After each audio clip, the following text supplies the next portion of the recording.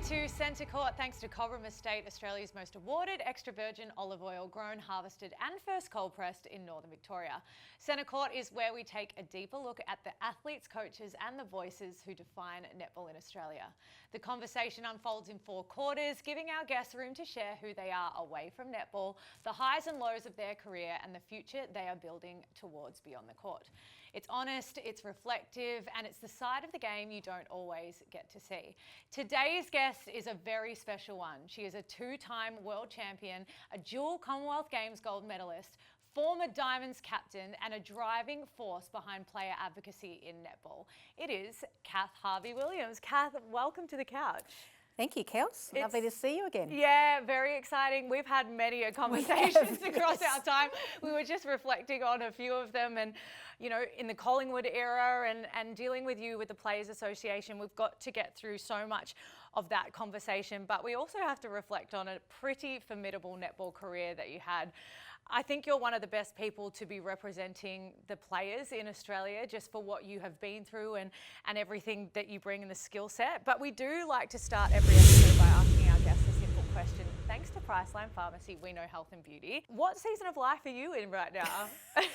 That's very easy to answer, Kels. I'm an Uber driver and I am the chef for my 19-year-old daughter and 17 and 15-year-old boys. Yeah. So very easy. That's about my life with a little bit of work in between, but family's a priority and they're at the stage now where they need me to drive them around and feed them, basically. Yeah. You've worn so many hats in your life: player, leader, advocate, commentator. Which part of your day and where you've been gives you the most drive and makes you the most happy? Family first. Aside from all of that, you know, greatest achievement, as much as we have a lot of achievements in the sporting world, is my 3 children and my family. So that's my priority. All the other things is, as long as I'm happy to get up every day and go and do something, that's my focus. You know, sometimes you meet people where they don't enjoy their work or what they do. That's not me. If I didn't enjoy it, then I would have to change. So every element of my life has been really challenging and enjoyable. A lot of it's been involved in the sport of netball, but I've also worked at the Adelaide Crows doing a variety of things, lived in New Zealand, doing some breakfast radio and so forth. So it's been quite vast and varied and adventurous. But it's fair to say, you know, from a netball perspective and away from the court, if there was social media, I may have been sacked as the captain of the Thunderbirds or as the Diamonds captain, because there's way too much exposure these days. I wasn't super naughty, but I was mischievous. Oh my goodness. I want to get into that conversation when we talk about your netball journey and the Adelaide days, because you've told me a story off air that I think we have to get in here. But if someone shadowed you for 24 hours in a day, what do you think would surprise them most about what you're having to deal with when you're leading the Players Association, the conversations you're having to have?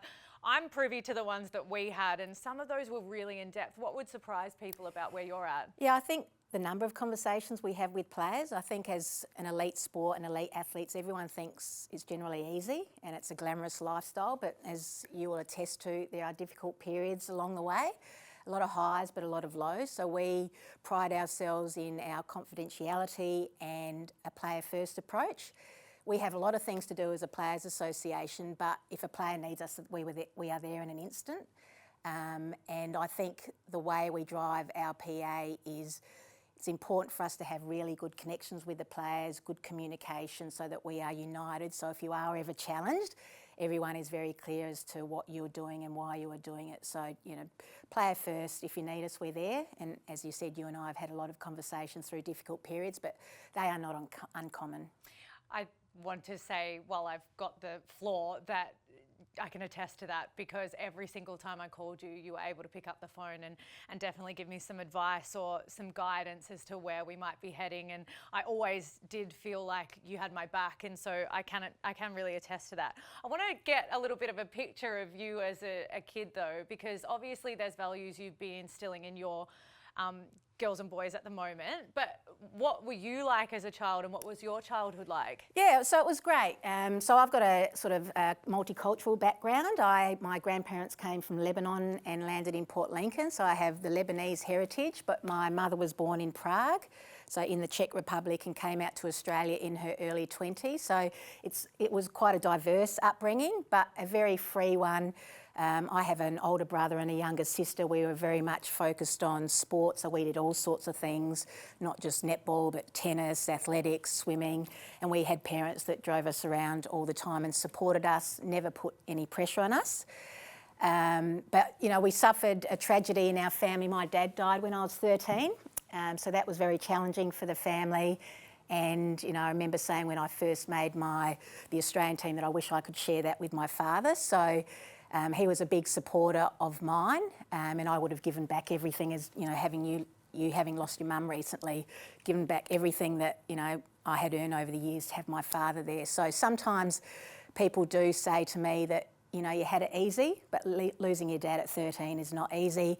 Then I had a mother who then had to pick up the family business. But that's when the sporting community rallied, and the netball community particularly looked after my mum, looked after my family, and embraced us to help us through that difficult time and ongoing. So, you know, I'm very grateful to the game for so many reasons, but none more so than probably during that period of time. As far as school and so forth, I was academic, but, you know, I like to have fun. I was mischievous. So I did get into a lot of trouble, but I was always likeable.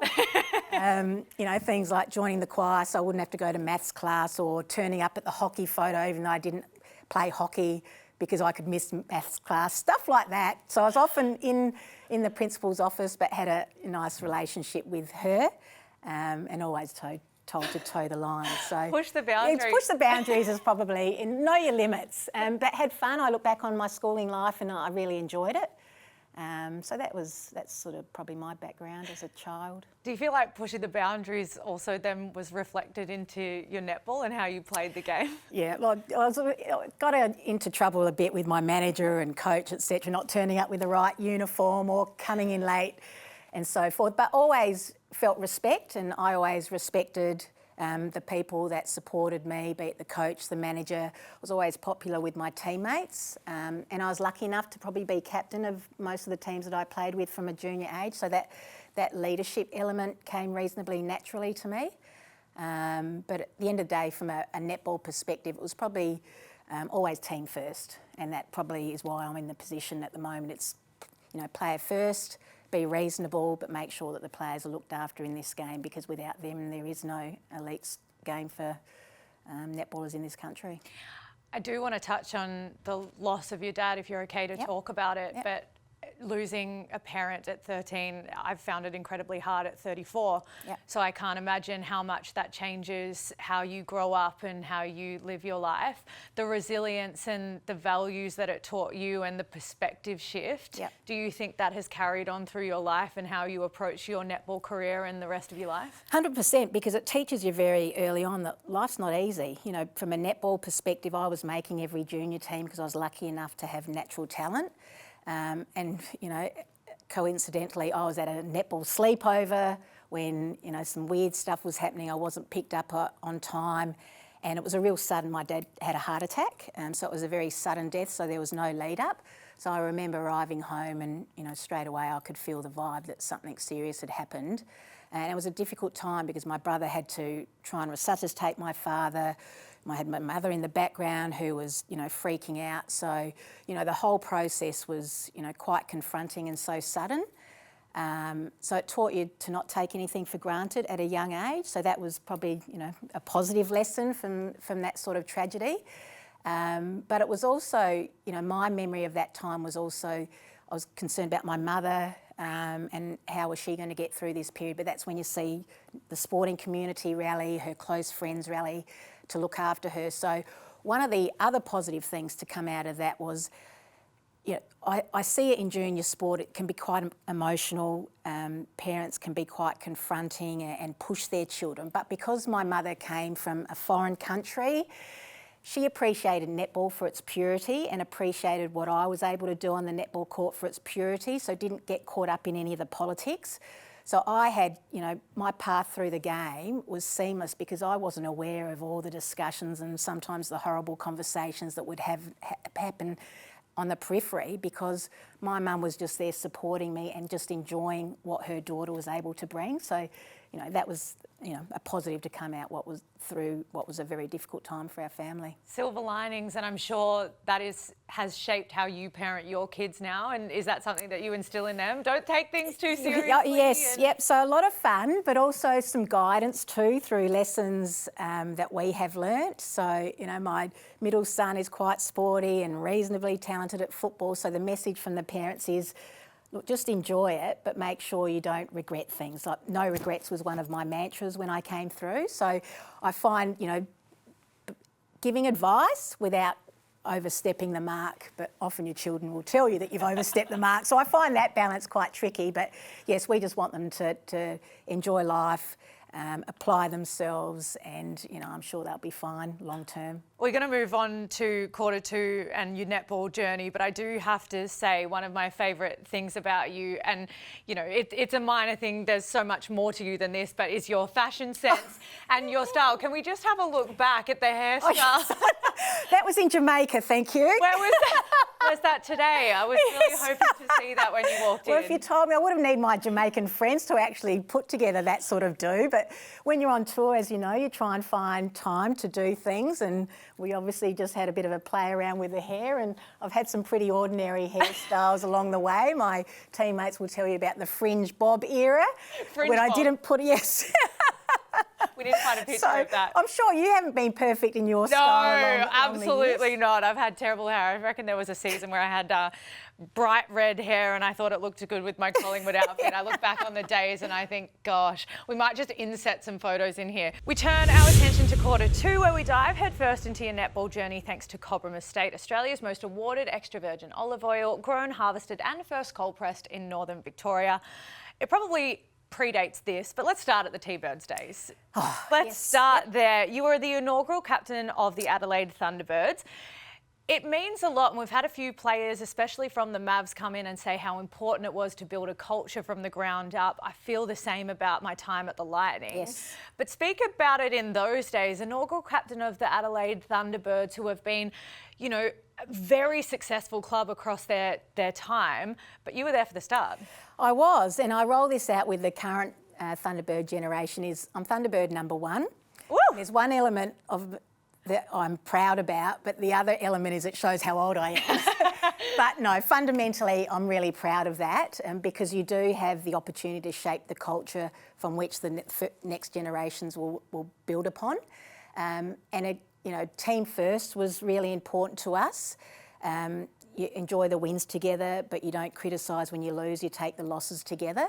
I had a really strong relationship with my coach, Mark Angove, who was one of my mentors, and we had the same philosophy. So we would have, you know, strong conversations.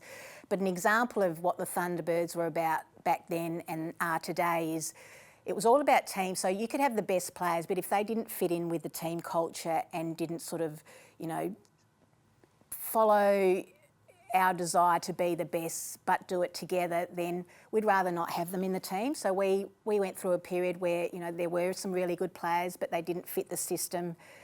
So they were asked to move on. And so those conversations are quite difficult at times, but it showed us that you're a better team if everyone buys in. And if you don't buy in, then you've got to have some of those conversations to determine if you can be successful, if not everyone's on the same page.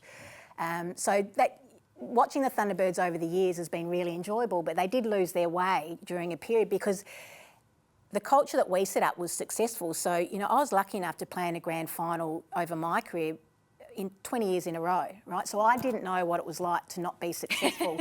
And the Thunderbirds were like that. So we had hoped that would be the continuum of the Thunderbirds, but then they were at the bottom of the ladder for a period of time, and Hannah Petty will attest to this because she went through that period. But it was really hard from the outside to watch that because the view of sort of the older generation was they'd lost the heart of the South Australian core of that team. Tanya Obbs has now brought that back. She's built the heart of the team around the locals and brought in some pretty amazing internationals, and now they're successful again. So we hope that that's a lesson to, you know, the Adelaide Thunderbirds, but at the heart of it, you need to have that local core and then build around it. So it's really nice to see them doing well. It's good to hear the philosophy and the buy-in from the outside. When you've set something up and you're watching it not happen, how much it is still painful. I think once you're a part of a club, you still feel that. But what stands out for you the most of those standards and what was really critical for you in that time? We had Kim Rav come on and explain to us in the Firebirds Premiership what their key themes were and how they simplified it. For you guys back in the day, what were the key themes? Yeah, well, it's interesting. Our team had flair. We had a lot of strong personalities and we had a lot of loose players in terms of we like to have fun, but when we came to work, we worked really hard. And I think the most difficult role was our coach's role, because she had to let us be. If she had to constrain us too much, that flair wouldn't come out. So we had people like Jackie Delaney, who played for Australia, Peter Scholes, who played for Australia, Rebecca Larkin, myself, Sarah Sutter. So, you know, we were challenging and, you know, we liked to have a good time, but when we came to work, we were quite serious. So I think it was easy for the players. I think it was much harder for the management to you know, work out that line whereby we need to let them express themselves, but pull them into line when we need to. But she mastered it because our coach was our friend, our coach was our mother, but when she spoke, she was also our coach. And to do that as a coach is not easy. So we've got to give her a lot of credit in the success that we had. Speaking about that philosophy, where do you think netball is at the moment in allowing players to have their flair, to express themselves? Where are we at the moment? Because I probably have an opinion on this, but I'd love to hear where you sit coming from those days. Yeah. Compared to those days, it's a lot more rigid, a lot more systems focused. I mean, I was a defender and I was attacking defender because, you know, it becomes boring chasing your player around, trying to stop the likes of yourself, Kel. So you actually needed to, in my view, attack the game because then you could do what you wanted.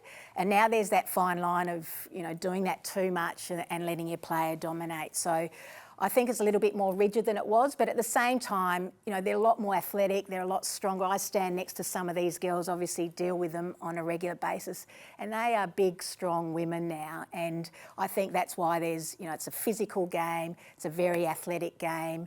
You know, the skill and the finesse compared to, you know, back in the day is probably not quite there, but it's a different style of game. So that's not a criticism, but that's the difference in my mind. It's definitely evolved over the time, and I would say if there's coaches out there, I think allowing players to be who they are and express themselves and play the game with that flair, I think that is a positive, and we see it across the ditch. I feel like New Zealand do that really well with allowing players to sort of be themselves and bring the flair that they have. So, and maybe I'm just saying that because I was a player that liked to flick the skirt a bit, but that's all right. You did. Shall we go there? No. Okay, let's talk about captaining at that level though, and being an inaugural captain, but also your leadership. It spans across the diamonds, which we'll touch on in a minute. But being a leader, how challenging is it with groups of players, different players coming in, having to lead, and what kind of leader were you? Yeah, so it's interesting because when you're in it, you don't actually, or back in my day, it's probably a bit different now because you get more education. It just comes naturally. So you're not compromising yourself, you're not compromising your game. We all have different personalities, and obviously mine was one whereby I could gather a group of women and lead them. But I think probably my greatest strength was that I was a team first player. It was never about me, and maybe that resonated with teammates going, well, if you care so much about the team, then we will follow you. So that was probably the natural part of my personality that I could bring to that leadership position. I'd like to, you know, most players who are in leadership positions in sports lead from the front in terms of their performance. So I was pretty hard on myself. I wanted to be the best player in every single game. So, you know, I'd like to think that maybe that would bring others along to set those high standards. And it was a bit like the Thunderbirds. If we didn't make the grand final, and even back in those days, if we didn't win the grand final, that was a failed season. Like, that's a pretty high bar.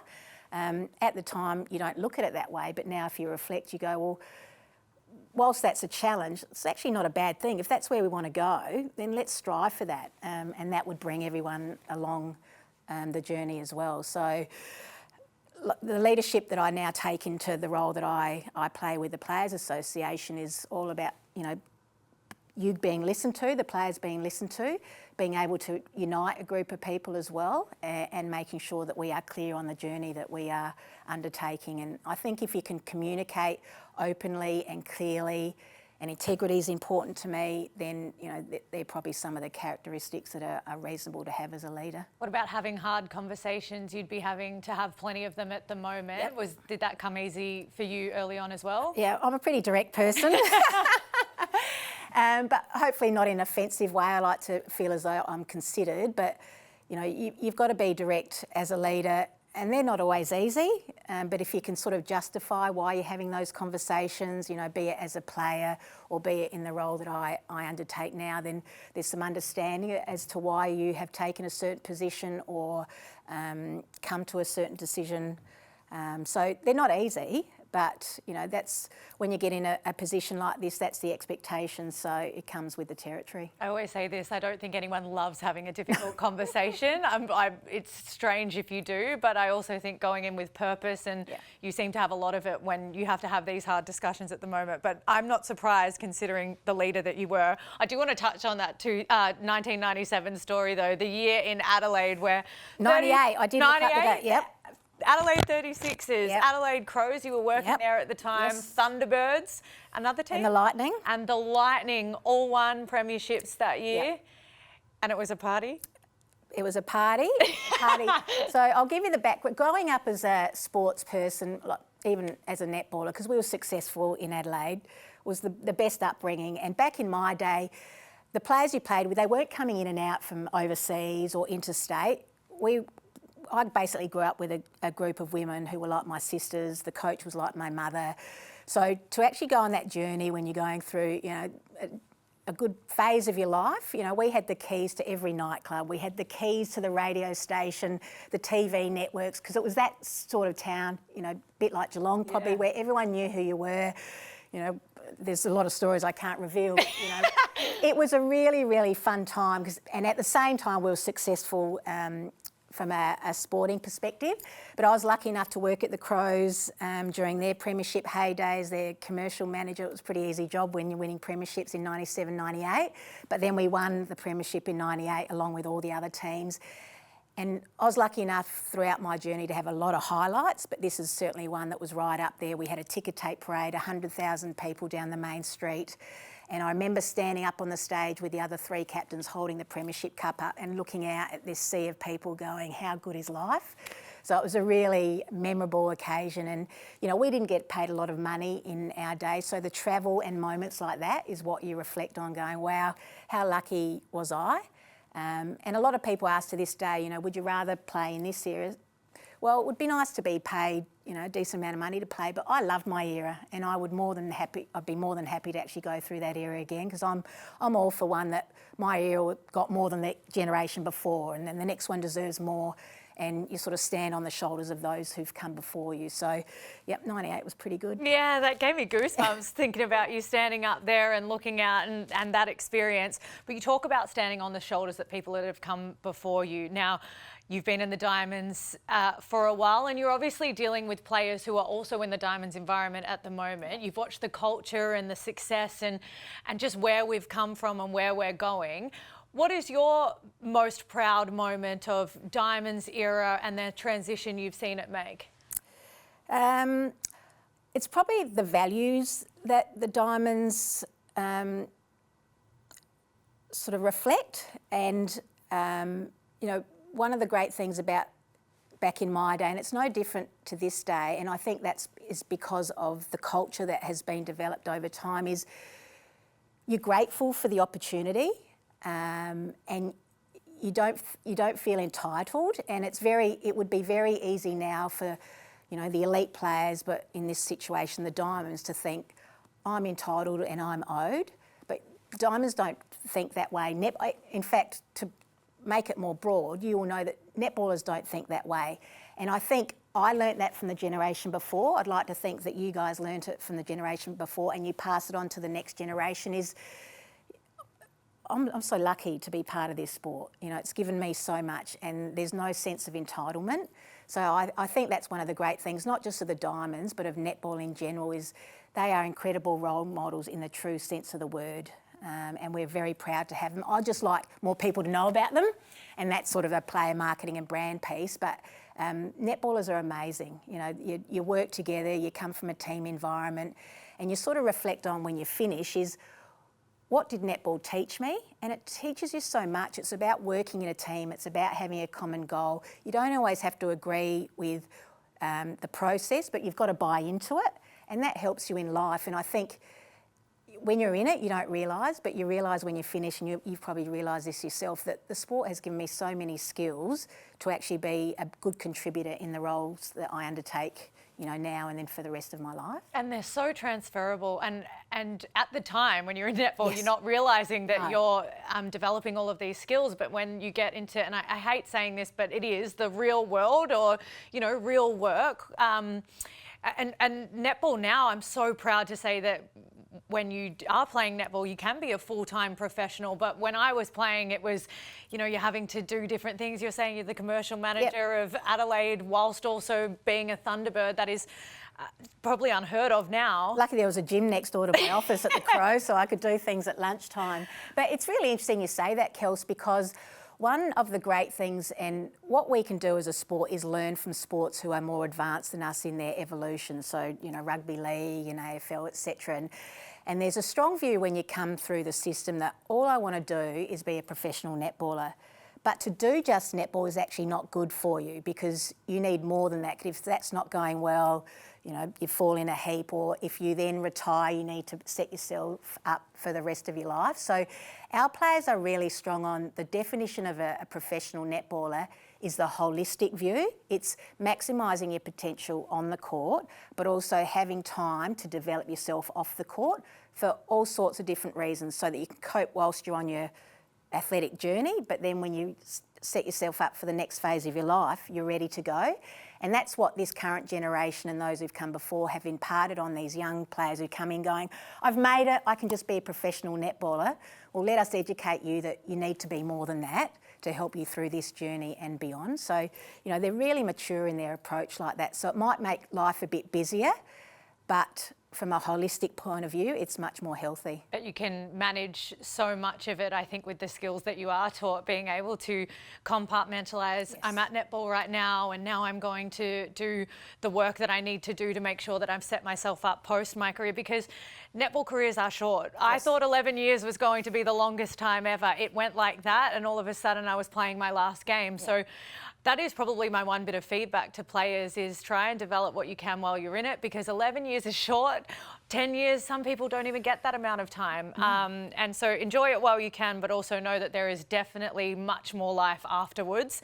But netball puts you in such a great position to be able to excel. And I know that heading into different fields, the amount of respect that people give netballers, yes, when you've had a netball journey is massive. And I've loved experiencing that and knowing that people, oh, you're a professional netballer, and there is so much respect when it comes to that.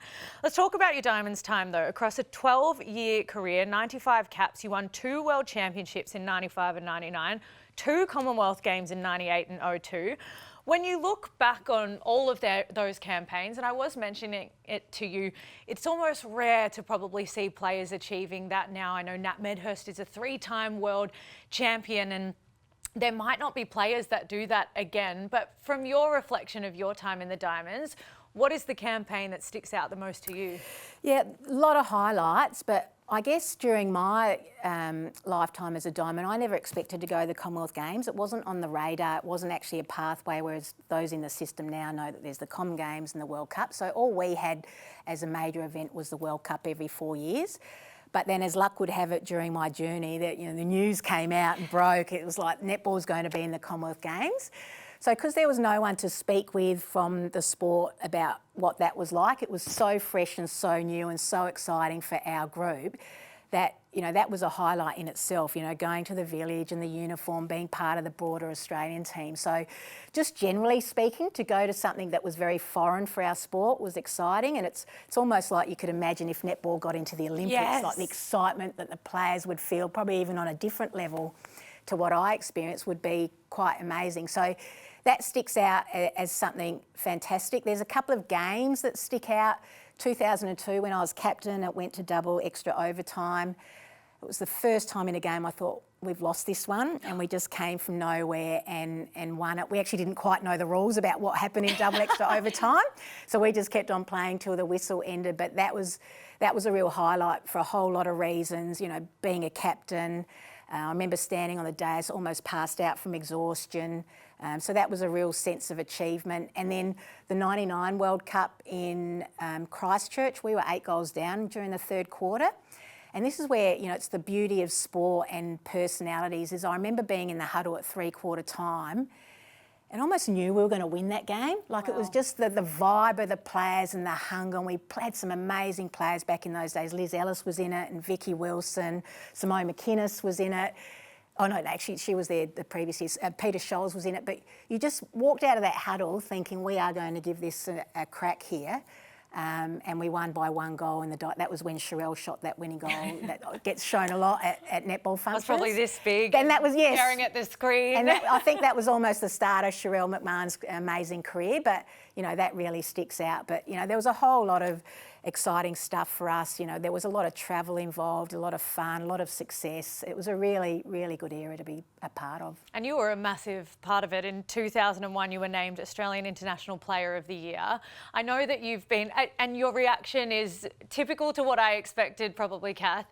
It's all about the team. So these personal accolades, as much as they were mounting up for you, what does it mean to you personally to be labelled that, but knowing that you are probably a team first player? Yeah. So, I mean, it's nice, and it was a long time ago, and I'd probably almost forgotten. But no, if someone says, look back on your career, I don't think about those at all. It's the team success, and it's the friendships you make, and you know, the joys of when you finish playing for Australia. I don't know if you felt this, but, you know, whilst I'd been there a long time and I knew it was time to move on, I really miss standing there on the line, the national anthem playing, and the sense of pride you would feel. So, you know, just representing your country, not many people get to do that. And you and I talked about, you know, if there was a statistician in the room, the odds of actually playing for Australia for a netballer would be, you know, quite very, very small, because you're not just playing, back in my day it was 1 of 10, but it was almost like 1 of 2 or 3 players because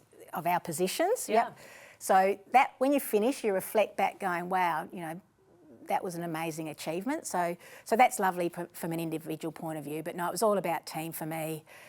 When I was, back in my day, when you became the captain, you actually had to write a letter as to why you would be the good choice to be a captain for your country before you were interviewed.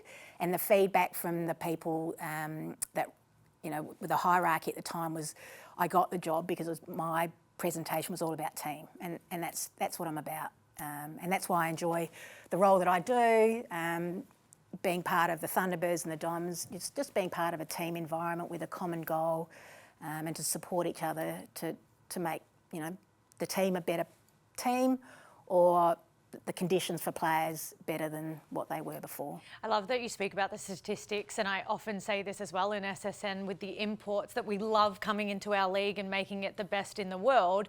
There's also less opportunity for Australian netballers, which means that if you are an Australian netballer playing in the SSN, sometimes we take it for granted, but that is so hard to get to, let alone them playing for the Diamonds where there's 4 mid-court positions. I think we do need to reflect on that a little bit more and say how special it is. And then the likes of a Liz Watson, who's just played her 100th test, to do that over a period of time speaks to how special these players are. But I want to wrap up the netball segment and your journey, and we've reflected on it. But did you have a combination in that defensive circle, or a combination down that defensive end that you love playing with the most? Well, it's probably the ones that I play with the most. So at a club level, Sarah Sutter, who's still a great friend of mine. In fact, her daughter's coming through the system, Jazz McKay, who's very, very good. I just watched her at Nationals recently, but she was my partner in crime at the local level, both with my local club contacts and then the Thunderbirds. So she and I were, you know, we thought we were bees knees together. And then obviously from an Australian point of view, Liz Ellis and I played together in that defensive combination for a long period of time. And, you know, defenders will tell you to be a good defender, it's that innate ability to understand where each other are going. And I certainly feel as though we built those combinations to a level that, you know, allowed us to have a lot of success. And I think That is a great segue. You're an interviewer's dream into quarter three. We're going to get into a little fast break prior to that, but quarter three where we talk about your relationship now with Liz Ellis and you're back sort of having to have difficult discussions and focusing on Australian netball. So we'll get into that. But first, before we get a little bit deeper, let's add some sugar. Thanks to Strutties. Gear up this season with Strutties. Shop with Strutties because they're your buddies. Strutties.com.au. Okay, quick fire for you, Kath. Okay. Let's start here. One player, past or present, you'd love to play with. Okay, well, I'll go back to my Thunderbird roots, and Kate Heffernan really impresses me, so I wouldn't mind. She's a star. Suiting up with her. I've loved how she's come into this this season. Most underrated teammate you've ever had? Yeah, Rebecca Sanders, played for Australia, but just solid, consistent, good contributor in every game. And she wasn't rated because? Well, I think she was rated, but she was just unassuming, very quiet person. But yeah, I played with her for a long period of time, both playing for the Diamonds and for the Thunderbirds, and you just knew she was going to turn up every game. This one I'm excited to ask you about because I know that you'll have a beauty. Best piece of advice you've ever been given? Yes, first with the head, then with the heart. So that applies to when you're playing, you know, you've got to think these things through, don't be emotional, but even in life. True. That's actually a good saying. Don't get too emotional about things. I might take that, put it in the back pocket. I think that comes with boyfriends and all those sorts of stuff. All of it. First with the head, then with the heart. Favourite moment of your career so far? So if we're talking from a sporting perspective, I'd have to say the game that sticks out to me if I go immediately to it is the 99 World Champs, where we just came from nowhere and won on the buzzer. So that would have to be. And in life? Oh, my children, easy. Three great moments. Do you have a favourite one? Of course not. They'll be watching this. She loves you all. Yeah. As long as they think they're my favourite, then I've done my job. If you could relive one game, which one would it be and why? Now, people take different approaches to this. It could be one that didn't go your way, or one that you just... So, as I said, I was lucky enough to play in about 20 grand finals in a row. So every one I lost, I'd like to turn the result around and have 100% success. How many is that? Did you lose? I'm probably 50-50. So this is from the time I was about 12 through to, you know, the end of my career. Played in the grand final every year for many years. So, you know, that sort of stuff you can't take for granted. That's an amazing feat and is a testament to the players that I played with. And this is supposed to be quickfire, but I do have to ask you this. How did your relationship with pressure develop over 20 grand finals? Clearly by the end of it. Pressure, loved it. They say, you know, the modern day saying is pressure is a privilege. But, you know, I just loved, you know, being up for it, and the tighter the game, the more I'd try and get out of myself. So it was fantastic. And even, you know, people booing you. If they weren't booing you, you weren't doing your jobs. There you go. That sort of stuff was fed into me to actually embrace it and use it to your advantage. I love it. Now we have had our sugar, let's move into the more deeper conversations, and they're really poignant at the moment just with the period of time that we're in and your role you've touched on with the Players Association. But the past few years have been some of the most turbulent in Australian netball, and I lived through the end of the last contract negotiations, but then have stepped away since and moved into a different role. You've been there through the whole thing and clearly will be shaping up to go through the process again. But what would you say have been the biggest challenges for the Players Association to navigate during that time? Yes, so, you know, very difficult times over the past few years, and none that I'd experienced in all my time in netball since I started.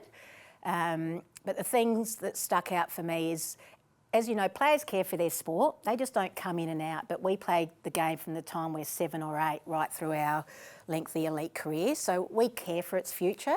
So what I found during the difficult time was the players would stand up when they needed to, and there was a lot of unrest in the system about where we were heading, and what started out as a collective bargaining negotiation or serious issues ended up being players standing up for their sport and its future. Other people would talk about it and complain, but, you know, wouldn't do anything. So the players actually stood up saying, no, we need to make sure the future is bright for our sport. So as a leader of the playing group, it was really challenging. And as I've sort of touched on during this interview, being a mum is really important to me. I wasn't a great mum during that period because I'd say to my children, look, this won't go on for very long. It's just a small period of time. I really need to help the players. But it went on for a long, long period. So the children would say to me, "Mum, we're talking to you, but you're not listening." And that was difficult for me to hear.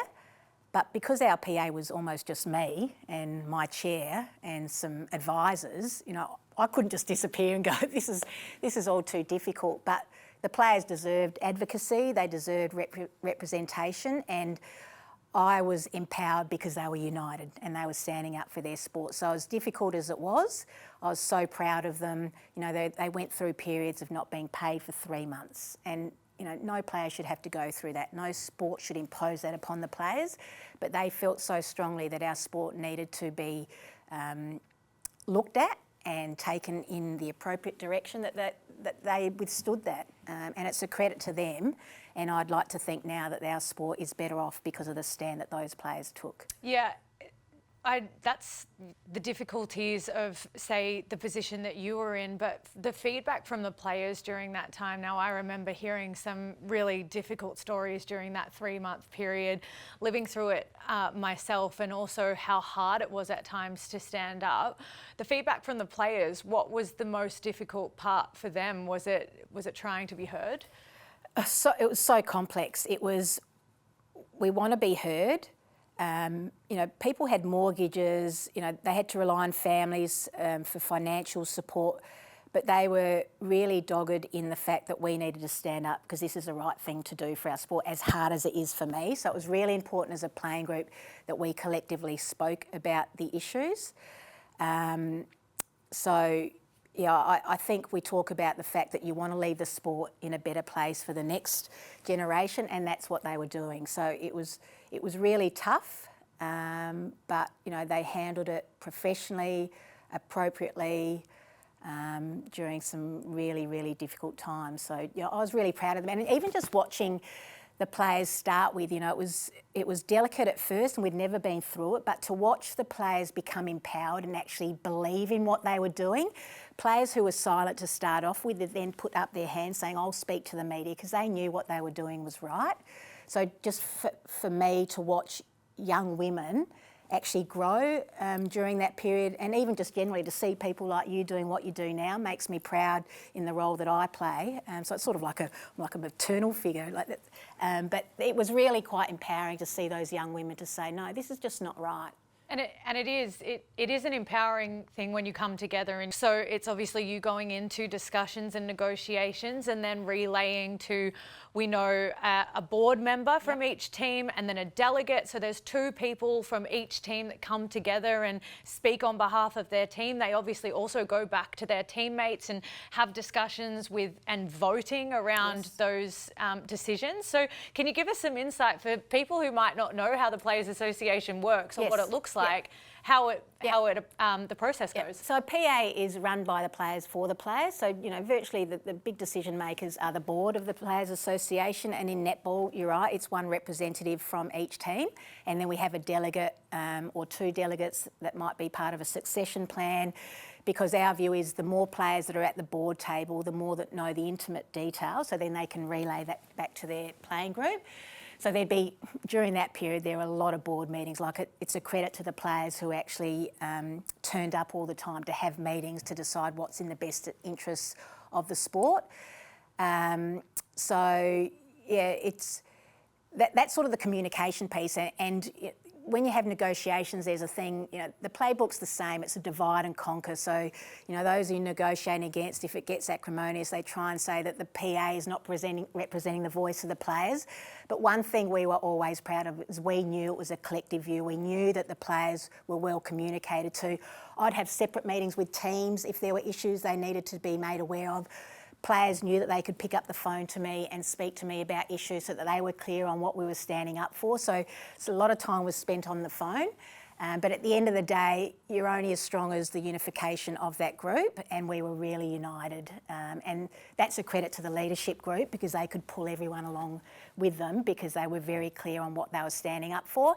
And as you know, Kel, some players, they leave it up to the leadership group to represent them appropriately. Some players want to know everything. So, we understand that, and so therefore it was important for us to know that who we needed to communicate to, who was happy just to let the leaders play their role. So, it was very interesting, and that I could share a lot of stories with you, but probably inappropriate for this sort of platform. When you're trying to get a number of netballers together to agree to the same thing, it's never going to be unanimous, and there are always going to be players who question where we're heading as a players association, whether they're being led directly. How did you deal with that? Because I'm sure over the time there were players having conversations with their clubs, potentially finding it difficult to hear one thing from the Players Association, one thing from Netball Australia, and then land on a decision that maybe was out of their hands if the rest of their team voted a different way. How did you handle those conversations? Yeah, so that's the communication piece, and that's why a lot of time was spent on the phone, because people would be in their ear feeding information, but you don't know the whole story until you hear it directly from the group that's representing you. So it was really important for the board to be clear with their playing group, to create meetings with their own teams, to have individuals ring me up. And I had a lot of players ring up crying because it was so difficult. But they were happy to stay the course because they understood why we were doing it. So it was really challenging for them. It's a credit to them. But those, it's always difficult to navigate that. But that's why I think at the heart of the Netball Players Association is communication, relationships, because when it becomes difficult, they trust you to do the right thing. And that's not lost on me. I know my role is one in which the players put a lot of faith in me, but I've got a board there that, gives me instructions. I've got some fantastic advisors. So, I hope that when you talk to the athletes, they feel as though they're getting the representation that they deserve. And just to give some insight into that, over that 3-month span where players weren't being paid, there were times that as it was closing out and getting closer to 3 months and it was getting pushed out with the negotiations, that there were players that were saying, can we just get this done because I need, I need money in my bank account, I'm living on my couch. So there was time pressure and staying the course. What you meant by that was staying with the group and staying united and not just saying, oh, let's just sign something that isn't going to be reflective of what we're bringing into the sport. So I understand that would have been very difficult for a number of different players and the Players Association and Netball Australia. Looking back at it, you're all obviously now shaping up for another negotiation. Is there any, and I don't want to use the word trauma, but is there any residual effect from the last time you went into these negotiations and how difficult it was? Some players call it PTSD. And heading into the one now, obviously a very different looking Netball Australia from the negotiations that you had back in the day. But yeah, is there any trauma? Well, so players who were there don't want to go through the same thing, and rightly so, because it was so difficult. So we'd like to think that the relationship we have with the governing body is very different now. We are a little bit frustrated because we tried to get negotiations going some time ago, and we'd like to think that lessons would have been learnt from last time. So it's coming late in the piece, but we've been pushing, and I think we're finally at the negotiating table, which is terrific. But again, it's the communication piece to the athletes. We've been very well prepared. We've put in submission twice, one overarching submission, then a more detailed submission. So our role is just to make sure we're really prepared from a player point of view. So we've got our instructions from the playing group. We know what's important to them. There's always the obvious ones about pay and minimum wage, but there's a whole lot of stuff, as you know, that goes into the terms and conditions of being an elite athlete. So, we're hoping to step through and get a deal done in the right manner and with relationships intact. Before we close up this part, quarter 3, and this has been such an important chat, and I feel like everyone and all of the fans out there on centre court love to hear this discussion, because sometimes we don't get the inside story of what's happening with our players and the Players Association.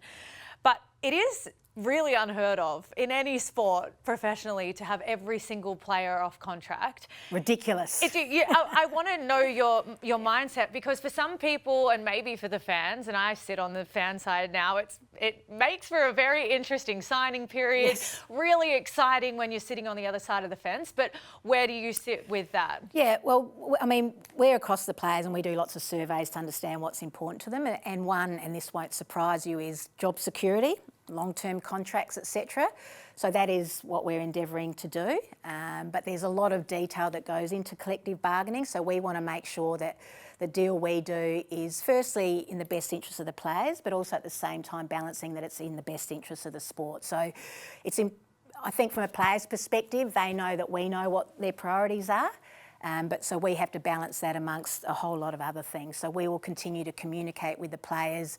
But in the ideal world, we want long-term contracts, not making it so difficult for players to get loans from the bank for a mortgage, etc. Things that people don't realise. So we know that as a PA, the system knows that as a system.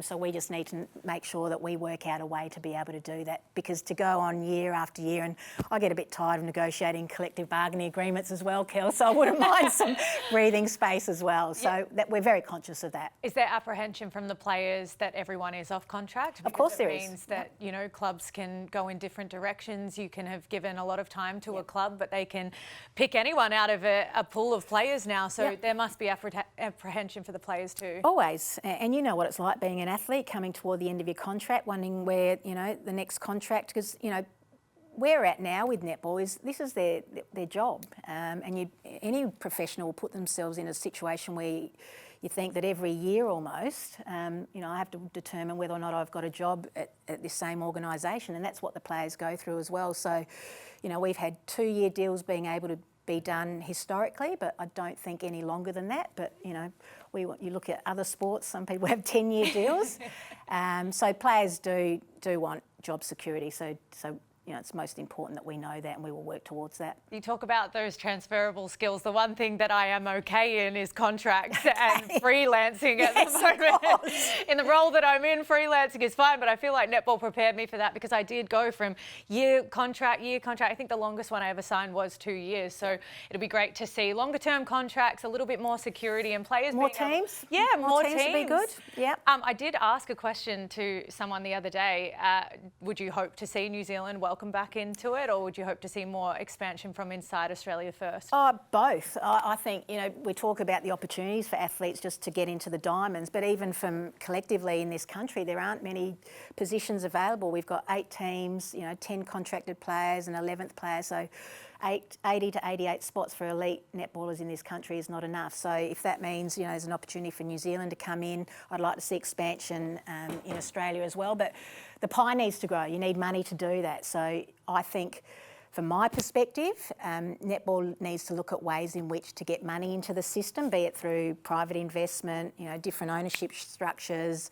They're the sorts of things we need to look at as a sport, because I think historically netball has been conservative and risk averse, but we survived because we didn't have competition in the market. We now do with other female sports, which is terrific, but that means we need to raise the bar. And to this point, you know, we discuss it with the playing group, is what's different? Not a lot. Yet we're under siege from other female sports who are taking, I've seen some, you know, talented netballers already playing AFL women's.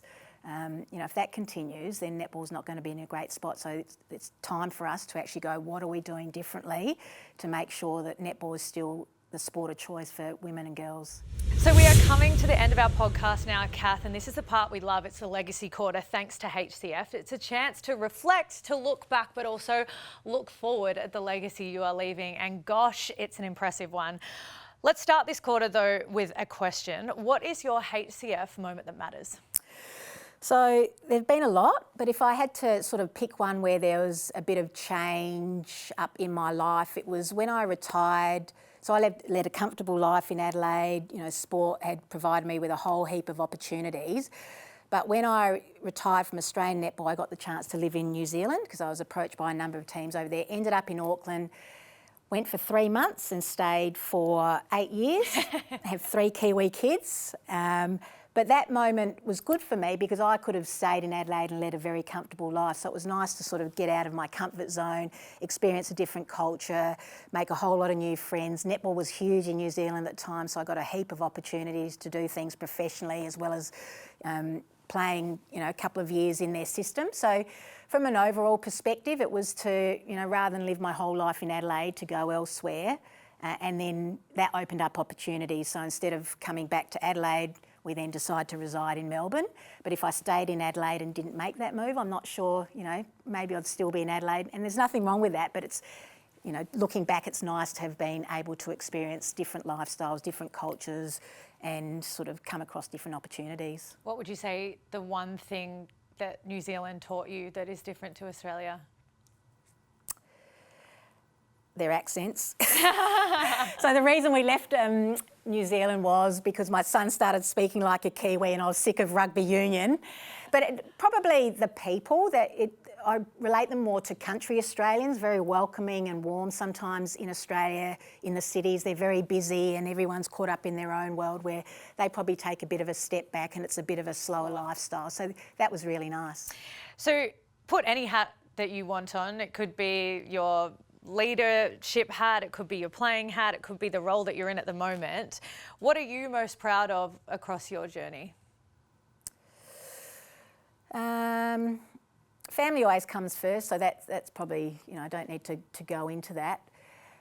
I guess because I've been involved in the sport a long period of time, I'd like to think that I've played a role in it being better for it, be it as a player, as a leader, as representing the Diamonds, as a commentator. I was on the board of Netball Australia, now I'm in this role. I'd like to think that people would look back upon my impact and go, I always wanted to do what was best for the sport, regardless of which role I held.